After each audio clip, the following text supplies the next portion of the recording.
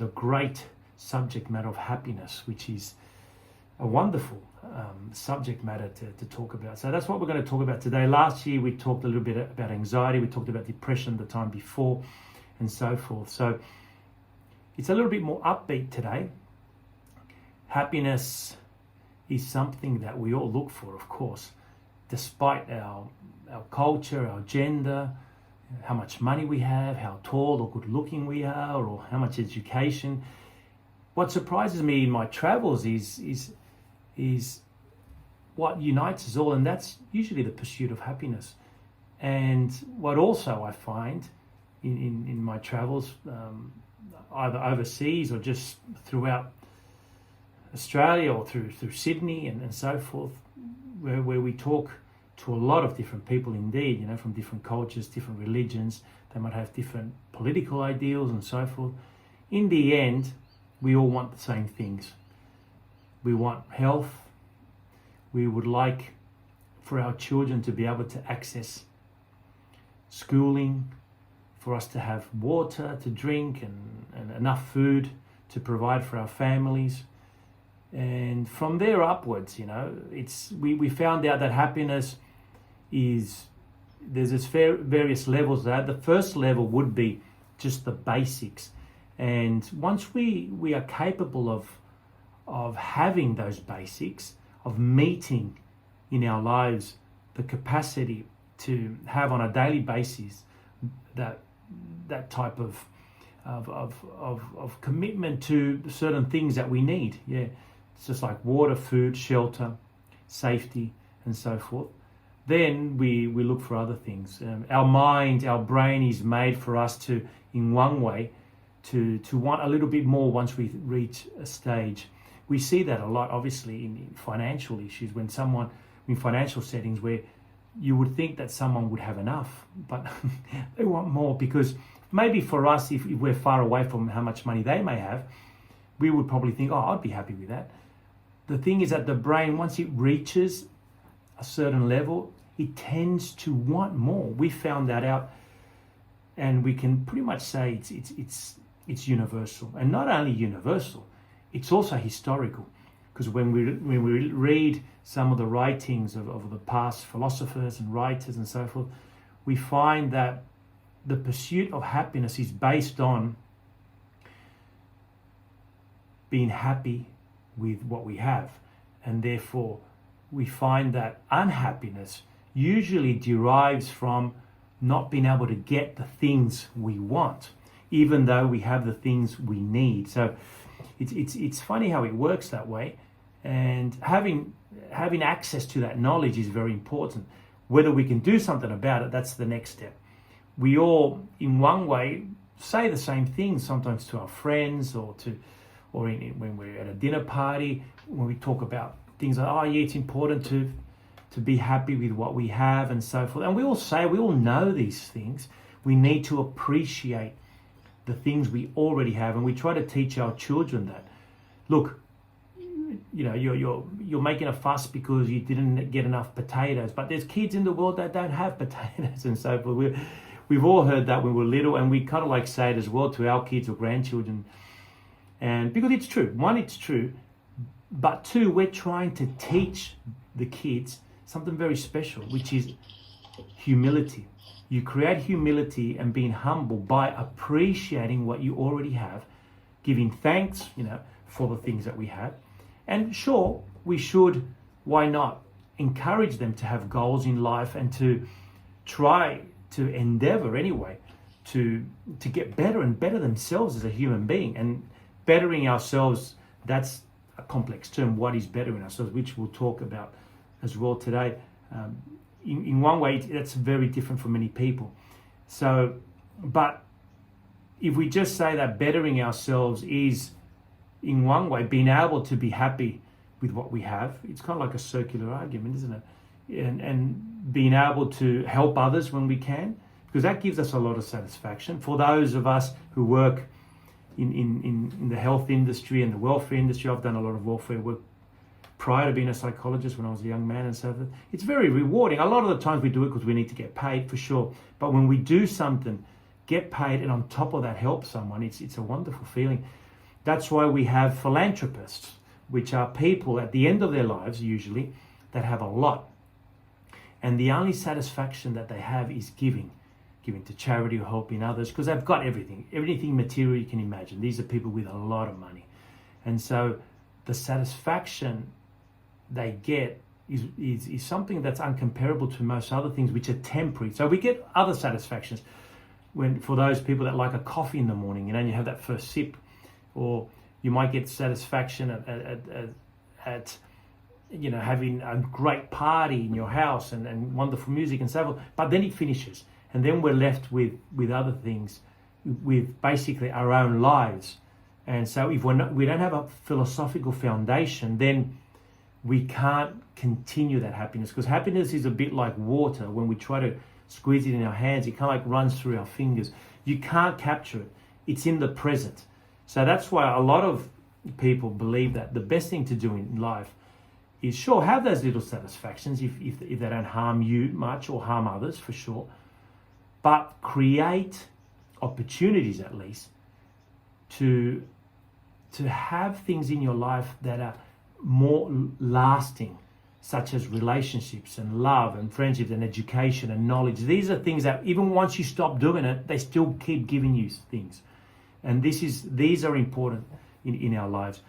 The other satisfactions, of course, we get they're quite nice to go through. You know what I mean? We all like certain things, but they usually don't last long. And sometimes we wait for them in a holiday and so forth, and they go, because we forget to enjoy it at the time, or we're already thinking that we're not enjoying it as much as we thought. So, and that's another problem we find with happiness, that we set our expectations too high with happiness because we don't understand the nature of happiness. So we're the only animals in the animal kingdom, in the world, living creature, that almost demands to be happy. And especially us in the Western world, we have plenty of opportunities to be happy. So, and it's almost like, this, you deserve it, and type thing, and like that ad used to say. And in a way, sure, you might, and we all do in one way, deserve a certain amount of happiness, but unfortunately it just doesn't come that way. That's not the nature of happiness. The nature of happiness is created internally or sometimes externally, but we have to find it. It just doesn't come to us. It's a bit like motivation, when people say, I didn't do it because I wasn't motivated. And it's almost like this force from outside having swept us away to do things. And so it's very easy to them to say, I didn't do it because I wasn't motivated. This motivation didn't come, rather than plan it. So I usually ask people to exchange to the word motivation for organization. So rather than say, I didn't do it because I wasn't motivated, I didn't do it because I wasn't organized. And then suddenly you have more power, because, hang on, I can do things or not do things depending on whether I organize myself to do them. And if they don't get done, there's only one person to point the finger to. So usually we find others to point the finger to, but when there isn't any, then we've got motivation to blame. So it's very important to, like motivation, with happiness it's similar. I talk to a lot of people in my private practice, and they do say they're not happy and so forth. And when you start talking to them and asking them a question, it always seems to be not their fault, a lot of the time anyway. And so one of the aspects in therapy is to try to give that person more control of their happiness, because that is the nature of happiness. It's individual, it's personal, it's usually very private. And on top of that, it doesn't really exist out there as a force. It's within us, and it needs to be created in little and simple tasks. We're going to have the big parties, we're going to have the wonderful holidays and so forth. But, there's 90 to 95% of our life is the 5s out of 10. Maybe what you're doing now is a 5 out of 10. If I'm a good enough speaker, of course, it might be a 3. And for maybe someone that hasn't heard about this subject matter before, it might be even higher. But 95% of our life is rated at a 5 out of 10. And that's, going to the shop, buying bread, getting to work, picking up the kids, watching a bit of TV. They're 5 out of 10. Yeah, it wasn't too bad. 5 out of 10. Then we get the 9s and sometimes even 10s. Oh, what a night! Great night. I met someone. I fell in love, or you might be, what a wonderful 2 days. Usually it doesn't last longer than that. Usually there's things that happen in between that upset us. Someone cut us off, even if we're having a great time. That spoils it. Or someone didn't turn up on time, and so that spoils it too. But that's what I mean. Happiness is quite, in that sense, it's almost like water running through our fingers. We try to capture it. But they're the 9s, they're the 10s, and they do come, hopefully, many times for all of you. And again, you need to create those times. You need to organize yourself, and say, it's Friday night, you know what? Let's go out to have a pizza with your wife, or with your friend, or with your partner, or on your own, whatever it may be. You need to be able to create those opportunities to meet people or to have a good time. But we become a little bit monotonous and a little bit, in one way, what would you say? We become satisfied with the things we do, and we create habits. Oh, it's Friday night. Usually, I'll just have a beer and watch the footy. You're right with that? Yeah, we'll do that. It's easier. It's too cold or too hot, or we'll save the money. That's fine. But then again, you're not changing anything in your life that you can get a different result with. And with relationships especially, we need to do that. You need to create those opportunities. I always say to people, regardless of your age, whether you're 22, 52, 82, and you have a partner, you have to create opportunities to spend time together outside of the domestic stuff, the everyday stuff. Because it's, pick up the kid, did you pick up the kid, did you get the bread? I told you to get the bread. It's all this stuff. The communication revolves around these 5s out of 10s, and so we get used to that, and so we need to create opportunity for the 9s and the 10s, and that usually happens when it's organized. It usually just won't happen when you get home from work and that all of a sudden, unless you got a very big surprise and someone rings you up and tells you you've just been promoted, or you get surprised in if you're into financial gain. My Ethereum went up and now I've made another $500 or something. That makes people happy, but again, it's only for a very, very short term. That's why I call it Bitcoin, because it only makes you happy a bit, and so it's one of those things, and in one way, it's with anything related to financial gain, it's very short-lived. Even people that gamble and win a lot of money, you see them. I don't know if you ever spoke to a gambler, how nonchalantly they say, oh yeah, I won 10 grand yesterday. Right. That's because deep inside they know they've lost a lot more. That's number one. They know that to earn 10 grand gambling, and illegally anyway, you got to lose a lot, because the system's made for losing, of course, or else there wouldn't be a system. People, it's a money-making venture. So, and two, it's kind of disappointed because they kind of thought they'd be happier about it, but they're not. Maybe when the jackpot happened or something, that moment, and everyone around, oh, good on you. But then once they walked out, the feeling's gone. It's temporal. Those things are temporal. And that's very important to understand, I think, in the pursuit of happiness, because when we look at other people, sometimes we become a little envious, or because that's part of human nature, or jealous, or whatever. And they're feelings that we all have, but we need to regulate, because it's just a snapshot. It's like Instagram. Someone's there, here's my hubby with my salad, it's only a photo. Who knows what happened as soon as they clicked that button? Maybe the wind came and blew the salad away, or maybe he got upset because someone with a bill or whatever it might have been. So it's their little snapshot. So that's why it's very important to keep in mind that happiness is a very private thing. You can create. We have the ability, especially today with apps and so forth, to create, in one way, an image of happiness. Sure, but it doesn't make you happy.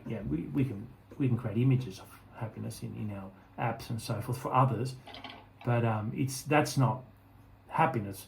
Happiness, if you like, I think the best definitions I found, because I have studied and the happiness in one way, especially with kids. I see a lot of adolescent teenagers and so forth, and we try to look at what makes them happy, because when you're a teenager, I don't know if there's any ones in here, but the ones that aren't teenagers now, they definitely were, like me. And it's a tough time of our lives, because we're expected to do certain things. We have certain responsibilities now that we're 15 or whatever, but yet we're still too young to make other big decisions in our lives, and so we're caught in limbo or so forth. And so a lot of teenagers look like adults, but they don't have the experience to make sense of the world. And most of us don't ever make sense of the world. I mean, I've been reading Aristotle and Plato for decades, and I still haven't made sense. They didn't make sense of it, and they were far more intelligent than me, these philosophers and writers and so forth. So imagine like a 15-year-old. So they have a lot of uncertainty in the future. Am I going to finish study? Am I good enough? Am I good looking enough? Am I too skinny? Am I too fat? Am I too tall? Am I too white? Am I too dumb? Am I too... So they've got all these things, and we all went through that. Am I ever going to get married? What am I going to do when I leave my home? All these uncertainties. Then with experience, of course, we work these things out. When you're 6, it's a different world. Your mum and your dad are your heroes, and they live forever, and so forth. And there's no abstract terms that you have to deal with, like love and God and infinity and eternity and death and all these things. Then, as an adolescent, on top of all the physiological changes, we have also the philosophical changes, which we can't get our head around. And usually as adults it's difficult, like all those terms, a few that I just mentioned, but there's more. But we kind of like come to terms with them, whether it's love or death or whatever, and because we make sense of it in our own way, or sometimes through religion, or sometimes through philosophy, or sometimes we might not even make sense of it, but we still live with it because we understand it's part of life. But for a teenager, it's quite a scary moment. So it's very important to give them, in one way, hope, which is true, that life's going to get better, 100% usually, because teenage life is the hardest part. But secondly, it's important to give them a good definition of happiness, because or else they're setting themselves up for failure, because they're like little adults. Like I talk to adults that think this way too, that they get upset because they're not happy, rather than understanding that happiness isn't something that stays around. You've got to continue. You have to create it constantly you've got to create the opportunities for happiness in our lives. So it's nothing that comes from nothing, and it doesn't come from outside. It usually comes from within, when we have a certain satisfaction, if you like, in life. And so if they've got all those basics, some kids don't. I've spoken to a lot of teenage kids that they have a really rough start in life. They have parents that should never have been parents. They have issues in their life that they should not be going through, and so that's quite tragic in one way, but that exists everywhere in the world. And so first things first, we need to give them the basics, which is security, safety, and so forth, and then start with the other things. But you find that these type of children also, if they get through that part, they might do all right because they're quite resilient and so forth. And with children, that I think we need to keep it simple. We've got to explain to them that, look, you're not alone. It's like we're all roughly pursuing the same things, all of us. We're all very different looking and thinking and talking, and sometimes we dress different, but most people want the same things. There are the odd person in psychology, we call them psychopaths or sociopaths. So it's a clinical issue. They want other things, They get satisfaction, unfortunately, out of things that aren't good for anyone else, So, but for most of us, we get little satisfactions out of life that usually surprise us. For example, you might decide to go out one day on your own, and suddenly with no expectations, and then you might have a great conversation with someone and leave and never maybe see this person again, but come out of that conversation feeling that you've you just added to your life. And so the best definition in especially for tasks of happiness is try to work out almost mathematically if you can. There's things that add to our lives and things that subtract. And that's with everything. Whether it's gambling or stock, whether it's in the stock market or it's on sport or whatever it may be, whether it's alcohol or whether it's smoking or whatever it may be, dancing, even good things like reading. Too much reading is bad for you. Look, you end up with glasses and so forth. And not only because it's physiologically bad for your posture and all this, because it's bad because you're focusing too much on one thing. Yeah, that's why you find a lot of geniuses, for example, that are great painters or great actors or even great sports people or whatever that may be, great writers. A lot of them had tragic lives because they were extremely good at one thing and they were very poor at others. So what happened is that the focus remains on one thing. So the best definition, I think Aristotle has it, from 2,500 years ago, that happiness is moderation, and that means doing a certain amount of things in our lives for a certain amount of time, but being also, in one way, adventurous with many things. So it's good to read philosophy, it's good to dance, it's good to do some sport, and it's good to sleep, it's good to do many things, but too much of any of those ones that I just used, those examples, is bad for us. And too little is bad for us. So that's why there's a point where things give, and that's usually for anything, unless they're really bad things, of course. There are drugs that you should never actually get close to, of course. But for most things, they do add to our lives in a certain way. They do add to our life, and that's why you find people that are quite extreme in their thinking. That don't do this or don't do that. Sometimes they suffer as much as someone that does a lot of it too, because they're kind of like, in a way, committed and addicted, if you like, to not doing these things, either not eating this or not doing that or not drinking that. So if doesn't mean we have to do things we dislike, but if we like them and we do them in moderation, we find that people that do those type of things are far happier than people that go to an extreme. So a good thing for you guys is, for yourselves, and if you're talking to somebody young, is to ask, what are the things you do? Tell me about your day. What happens on Monday when you wake up? And you ask them, what do you do? And ask yourself that. Start with yourself. What do I do? Actually write it down, even if you can. Like Marcus Aurelius, the philosopher emperor from 2,000 years ago. We've got a wonderful book from him called Meditations. And you guys, if you have an opportunity and you want to get into the philosophy of happiness, that's the best book to start with. It's simple to read. It's still, if you like, very, very appropriate and still stands the test of time. It was written 2,000 years ago, literally. So Marcus Aurelius was an emperor of Rome, and he was named the last of the good emperors. There were 5 good emperors, mainly because they gave more to the people rather than take, and he was the last, and his son took over, and he pretty much undid everything that Marcus Aurelius had done. I mean, if you ever watch the movie Gladiator, that's historically correct.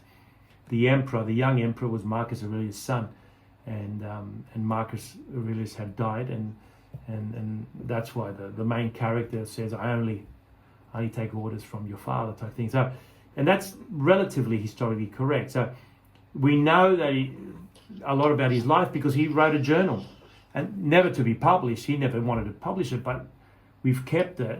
It survived 2,000 years, and you can look at it, and you can buy it for about $2 on anywhere. Like if you like ebooks, but probably for $10 on a proper book. It's called Meditations, and it's a wonderful start to the philosophy of happiness, because he talks and he reminds himself of the things that he already has and appreciate. For example, he reminds himself to always tuck his children in at night, because he doesn't know whether he might see them again.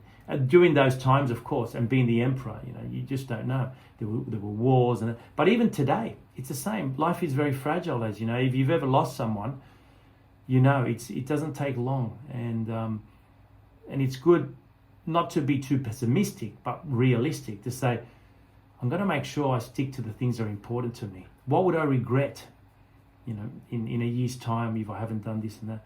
So those little things, and he goes through appreciating the people that were good to him in his life and who have made him who he is, and to always to remind himself that despite being the emperor, he doesn't want luxuries and so forth, because he realized they don't really make him happy, and so and that's proven. So after we get our basics, if you get that book, that's wonderful. It's called Meditations by Marcus Aurelius, Aurelius. That's my first recommendation, because philosophy, sometimes people panic. Philosophy, it sounds like something that I'll probably get bored with or find it hard to follow. But there's practical philosophical books like that one, which are wonderful. And a lot of the things you might not decide that it is for you, but you'll be able to pick and choose, I suppose. Like we all do in most books, what works for us. And you'll be very surprised how there hasn't been much change with regards to human nature. When you really think about it, 2,000 years is a relatively long time, and yet we're still concentrating and worried and hoping for very, very similar things. And so what we find is that, and like Marcus Aurelius realized, that having more doesn't necessarily make us happy. It makes us more comfortable, for sure. So having a certain amount of money, certain amount of food, certain amount of shirts and so forth, gives us a certain degree of satisfaction, but also it eases our minds that we'd have to at least worry about that. So I always say the only people that worry about money are poor people, because they don't have it. It's people that are very rich that usually talk about money.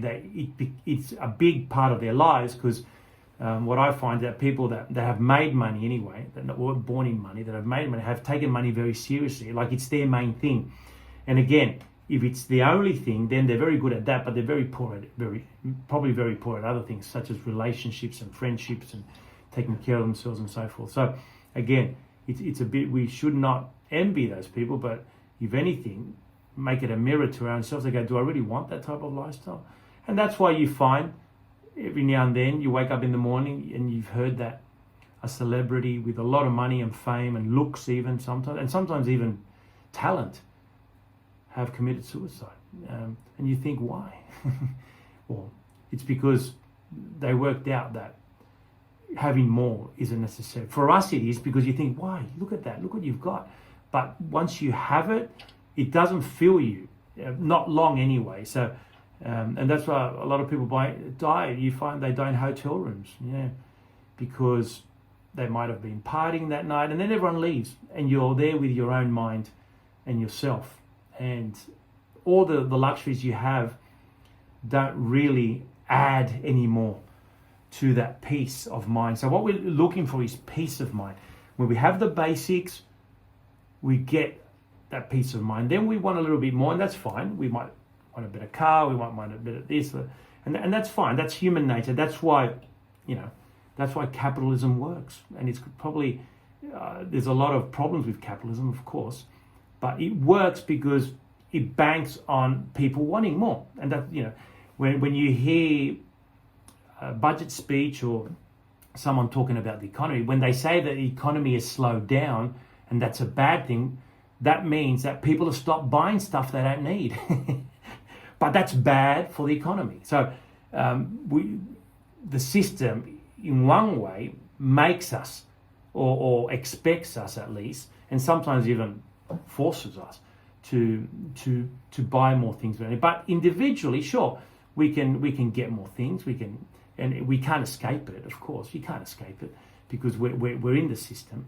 But we have to make, I think, a decision in order to have that peace of mind that is good for ourselves, not only for the system. So the system evolved from the human brain.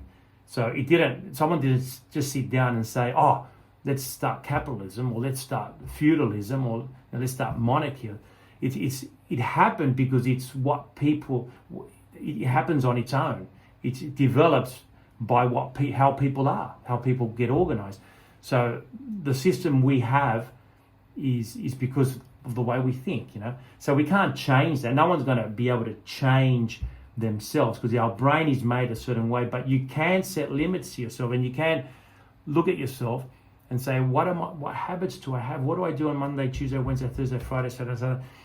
What are the things that are adding to my life, and what are the things that are subtracting? And the things that are subtracting, you need to start focusing on them, I think. So it might be food, it might be a person that subtracts from our lives, it might be a job.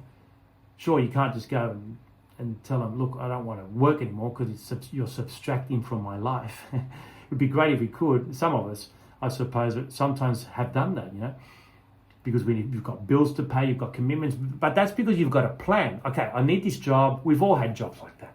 It's a stepping stone job, and that creates a certain satisfaction too. Look, this job is no good for me. It's subtracting, but I've got a plan. In 2 years' time, I'll be able to get a deposit for a house. That's fine. That's rational, and that's fine. But you've got a plan, So when you do feel a bit upset about the job, you remind yourself, oh, that's right, I'm doing this for this, and the time will come that this will happen. And that's fine. And so we need to constantly remind ourselves. It's a bit like exercising. If you want to lose weight or you want to build muscle, you're running up a dune and you're tired, the only thing that's going to allow you to keep going up that dune and hurting and sweating and not stopping is the fact that you remind yourself, I'm doing this to lose weight, or I'm doing this to gain muscle, or I'm doing this to look better, whatever it may be. But the brain doesn't work that way. The brain is only going to give you what you put in. So the brain's not going to tell you, oh yeah, you should keep exercising. Your mind, if you like. Some people call it, in psychology we call it the mind or personality.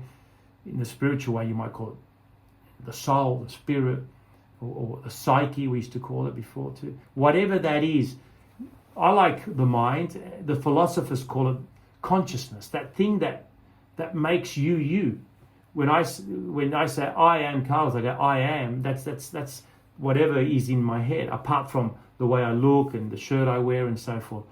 It's that knowing that you exist, and so we are all conscious of the fact that we exist, and many animals aren't. They know they exist in a way, but they're not aware of their existence, if you like. They're not aware of their mortality, for example.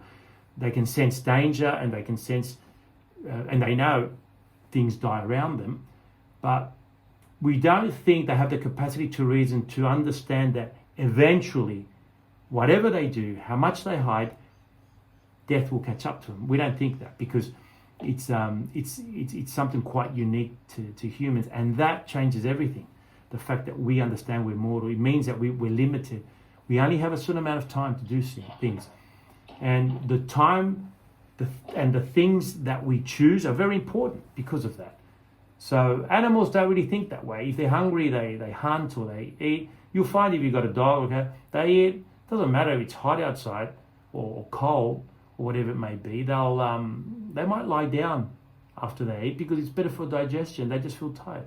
Where we might go, oh, it's hot, I might just go to the beach. Or we might say, oh, that's right, I've got to ring Jono, or whatever it may be, So we're always doing, we're not in line with our nature. So animals usually react in a natural way. They don't reason like we do. And that's good and bad, of course.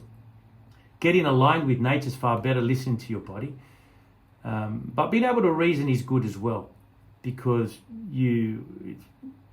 the pursuit of knowledge is a wonderful thing.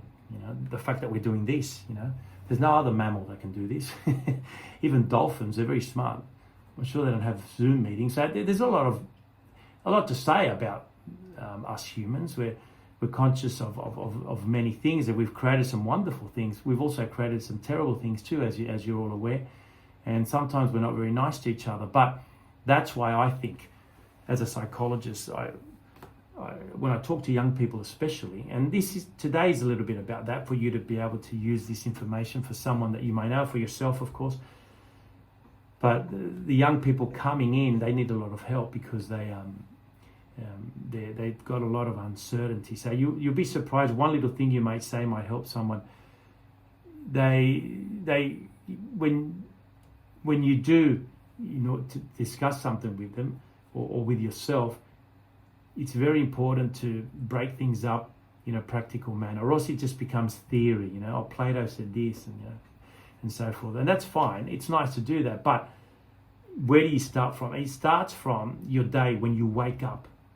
So the morning, as soon as you're alive, as soon as you open your eyes, you're alive, and you're conscious of the fact you're alive. So when you're asleep, you're in an unconscious state, and when you're dreaming, that's your unconscious. That's why a lot of psychoanalysts would look at dreams as something that are quite important, because the brain's figuring out some things, and for some psychologists and psychoanalysts, they feel that those things that are in their unconscious, whether it's through dreaming or sometimes when we use a Freudian slip, when we say something, another word, and people say, oh, that's a Freudian slip. Of course, Sigmund Freud, the psychoanalyst, comes from that. And that's because it tapped into your unconscious, some people believe, or when you use word association to someone, you say, what the first thing you think when I say mother, the first thing you think when I say love, first thing you think and so forth. So that's trying to tap into your unconscious. Hypnosis is also tapping into our unconscious, and some hypnotherapists believe that there's a lot of stuff there. I personally find it quite amazing, the whole mind part, but it's not my speciality, but I do think that there's something there as well that needs to be looked at.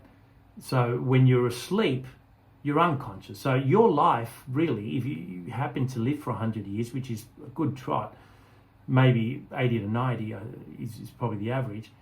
You remember your conscious times is actually 2/3 of that, and so your conscious times, and so what you do during that time is very important. So it starts off by deciding what to do, and the best thing to start off with is look at whatever you're doing now.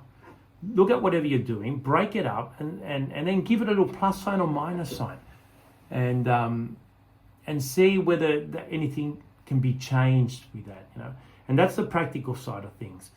And then you need to organize yourself in order to do a certain amount of exercise. That's very important for happiness, that we the body and mind relationship, and obviously the social aspects, because we're social beings, just like elephants and lions and dolphins and so forth. We live better. We have a far better opportunity to survive, and therefore to be happy, when we're around the right people. And so in a civilized society like we live now, it's probably not as important if we were living in the middle of the jungle, of course, because we need people around us to help us, and we help them and so forth. But we've developed those skills, and the fact that we have them, it's important to be able to utilize them. So when you meet someone that lives on their own and that doesn't mingle much with people, and they say, I'm totally happy with that because I don't like people, that's really just a superficial type of feeling. Deep inside, you do need it. We all need it in order to feel better, and therefore the research shows again. Therefore, when we do create opportunities to socialize with the right people, it doesn't have to be many, but the right people, then that obviously helps tremendously. So they're the things, the practical things, I think that we can start off with. What I find also with happiness is that most people throughout, I don't know if you've ever had an opportunity to read up on happiness, but since antiquity, I think you find that there's a common thread, and that common thread is that happiness is usually something that doesn't last long, but it comes from within, And so whether you look at someone from ancient Greece, or you look at a modern writer, you usually find that through their own experiences and research, that they find that that's the common link. Then there's other little differences. So we spoke about Aristotle, who found that happiness is in moderation, in the moderation of things, many things, and moderately, rather than just focus on one thing, you know.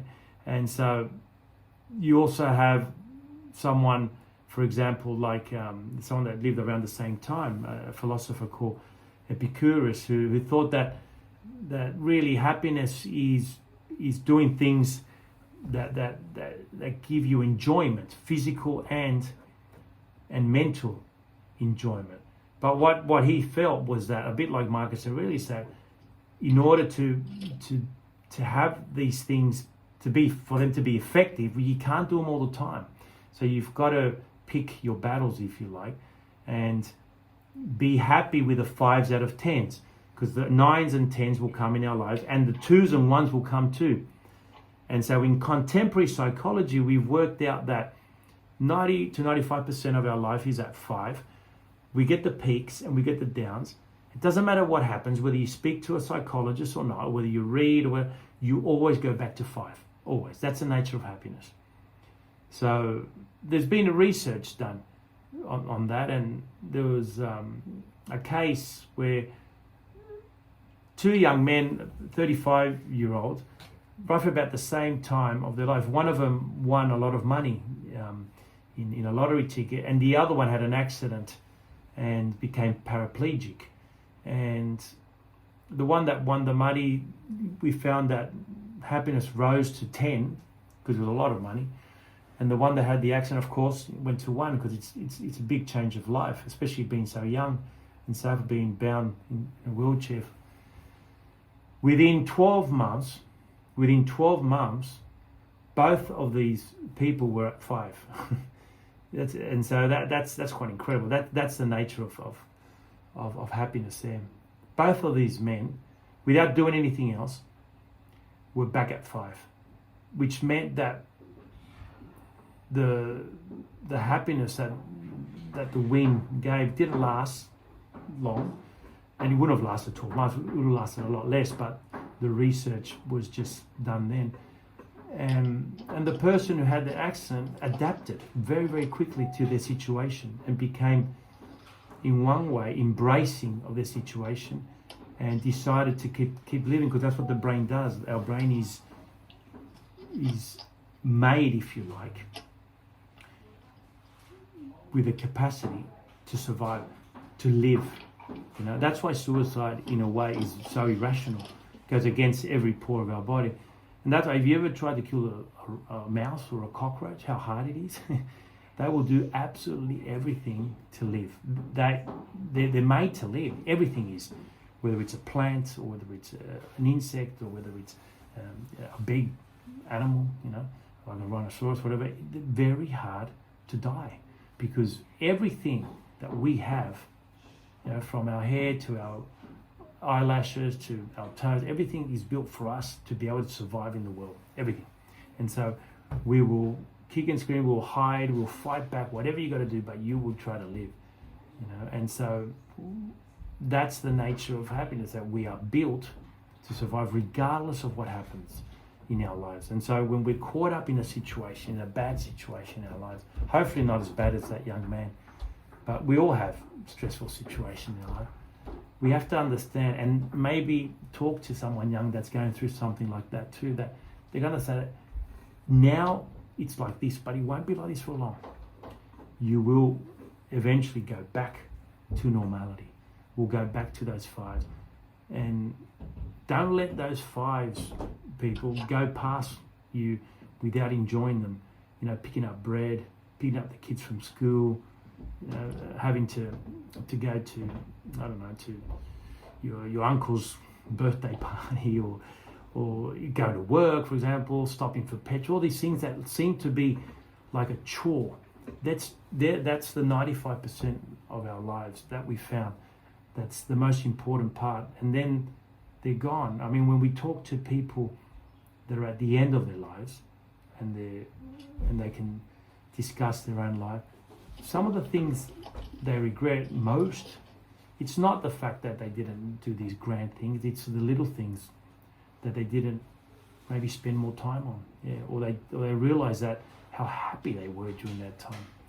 And so in order for us to be able to break through our human brain that we want more, you need to like say, hang on brain, what I want now is just focus on this task, these next 20 minutes, because these next 20 minutes are the best time of my life. It's the only time of my life.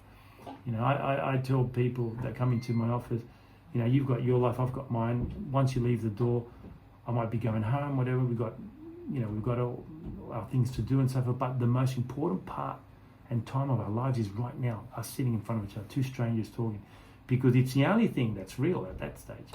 As you know, life is very fragile. You don't know what's going to happen. If you're already thinking about what you're going to be doing next, then you're missing out. And so the big thing with happiness, my friends, is concentrating on the present. How do you do that? With great difficulty. If it was easy, then there wouldn't be so many books and talks about it. It's hard in the sense of our nature, because it goes against our nature. We are made to think always up front. I mean, but it's easy to do. Most of the solutions in life are the easiest one. Have you ever heard that saying? You know, usually the most simple things in life, or the easiest solution is the best one. And actually, there's Occam's razor, a guy that lived in the 1600s invented that to cut through our decisions in a way. That's why they call it the razor. Usually find that the best and the simplest and the most effective thing is usually the best thing to do, you know, and don't look for anything more. So, and usually when someone presents you with a situation, and you know in your head you start thinking, hang on, I reckon this is what happened. They're telling me this, but I reckon this. That's what you're doing. You're cutting through the truth, because you're using your logic and thinking, what really makes sense is that by the evidence that you're telling me is that this probably happened, you know, because it's the most simplest thing. Everything leads to that happening, not the other one. And you could decide that that if you wish, through faith or through hope or whatever, that this other thing, which is almost miraculous, might have happened. That's fine. But really, in the real world, it's usually that the simplest explanation is the best one. So we use that for ourselves as well. I think we use that for ourselves in the sense of how we're going to resolve certain things in our own life. And so when we're caught up with the things that are stressful, the best thing is to use Occam's razor. You can Google it if you want. Occam, Okham, Occam's razor. And it's a wonderful formula for many things to use. And it's usually quite effective, even till today. Or else our mind complicates things. We start getting paranoid or adding things that aren't there and so forth. You know, that's why when you're in a trial or something at the court, you know, the judge's job is to make sure that the only thing that they're taking into account is the facts, because they know, the judge knows that the human brain will add things that probably weren't there. You're implying things. Well, that doesn't matter. And so for ourselves, it's very important as well. When you make the list of the things that subtract, be sincere with yourself, or else it won't work. Be really sincere of the people you hang around with, the amount of time you use up in your life doing things that maybe for others, or things that don't give you much satisfaction. Maybe they did in the past and they don't anymore. Of course, you know, there's the little things in life that you can change, and then there's big decisions, and that might take a bit more time. But putting it on paper, making a list, and maybe starting a journal like Marcus Aurelius did on how you feel that morning, and reminding yourself of things, you'll be surprised. Again, it's simple, but because it's so simple, most people don't do it. Yeah, a lot of people come and see me and they expect something very complicated because, you know, I'm a psychologist. And I didn't even know how to spell it yet. I think with a P and an S, you know. It's a very complicated word. So people think, oh, you're going to give me this complicated thing and that's going to work. No, it's very simple. It's a bit like losing weight. When you tell people, the best thing to do is to eat less and exercise more, they feel disappointed. They want almost like, hang on, it's got nothing to do with the moon or the tide or maybe other things that may complicate things. No, well, it may, but it probably doesn't. Research shows that the best thing to do are these two things, eat well and exercise a bit more, and so and it's depending how much you do that, you're going to get the result, whether it's saving money or whether it's improving your communication, whether it's your pursuit of happiness. Usually it's a simple thing, but again, a lot of people don't do it because they don't, even though they know it's true, that they feel that there has to be something else, in order for it to work. And more importantly, a lot of the times people don't do it or start doing it and stop doing it is because they don't get results straight away. And our brain is made to get results straight away. That's how we learn. That's how you teach a child, You can't tell the kid, oh, you shouldn't have touched my pen, 3 days later, because they're not going to understand. But if you say to immediately, that's my pen, please don't touch it, they might understand. So there's that immediate feedback. That's how we learn. So our brain is designed for immediate reinforcement and satisfaction, or negative reinforcement, which might be obviously something like I just said, when you talk sternly to someone or take something off a kid because, oh, you haven't done that, therefore you're not getting your game today or whatever. But it has to be immediate because that's how we learn. So because our brain is like that, most people want that immediate result, and so they give up. But if you're just consistent enough, you're moderate enough, and you keep things simple, you're going to get results in the long run. And that's the better way in everything. Long run, keep it simple and be consistent. Because once you adopt that habit in your life, whatever you may be doing, it's very easy to do. That's why when you talk to people that are quite successful in things and they do many things, you say, how do you do it? Usually they go, I don't know, I just do it. So they just do it.